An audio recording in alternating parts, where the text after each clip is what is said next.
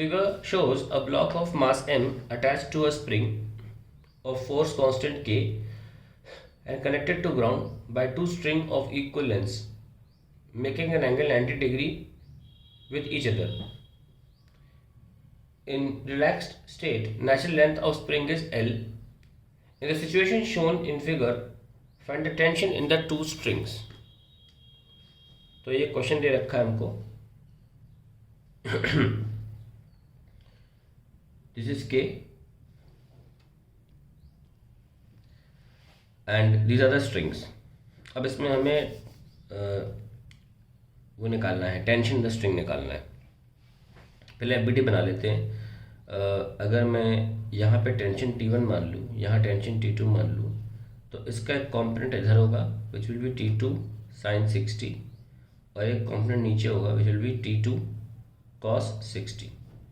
Similarly इसका भी एक लेफ्ट में टेंशन होगा which will be T1 sin 30 और नीचे ऐड हो जाएगा ये T1 sin cos 30 और नीचे एक और वेट ऐड हो रहा है that is mg. So I can write, यहाँ पे जो हमें दे रखा है डायग्राम में वो 3l/2 दे रखा है और नेचुरल लेंथ दे रखी है l. सो नेचुरल लेंथ दे रखी है हमको l. तो एक्सटेंशन कितना हुआ, extension in spring it will B l/2.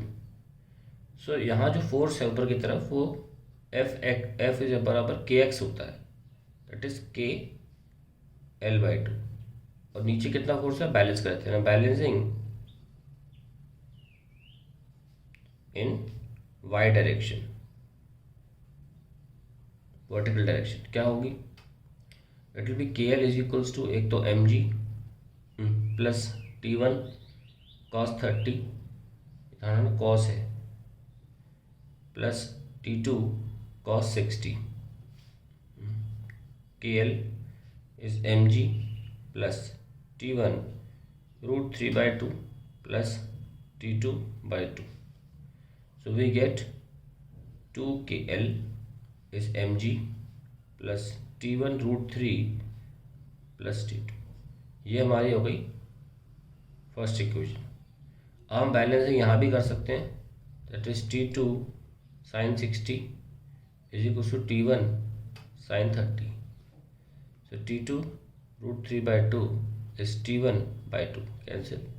So we get T1 is T2 root 3. ये हम यहाँ रख सकते हैं. 2KL is mg plus T2 root 3 into root 3 is T2 times 3 plus T2 equal to 0. So now we can find out my tension T2. It will be 2KL 3 to 2 plus T2 that is 4. It is 2KL minus mg divided by 4. So we get this 2KL minus mg by 4 और आपका T1 जो आ जाएगा वो आ जाएगा √3. एक second, ये l/2 है, sorry मैंने l/2 नहीं देखा यहाँ पे, तो यहाँ 2 नहीं लगेगा, यहाँ 2 लगेगा. इसको ठीक कर लें, 2mg और ये रहा 2mg. अब ठीक है, और T1 हो जाएगा √3 टाइम्स नीचे 4 ले लें KL minus 2mg. That's the answer to the question.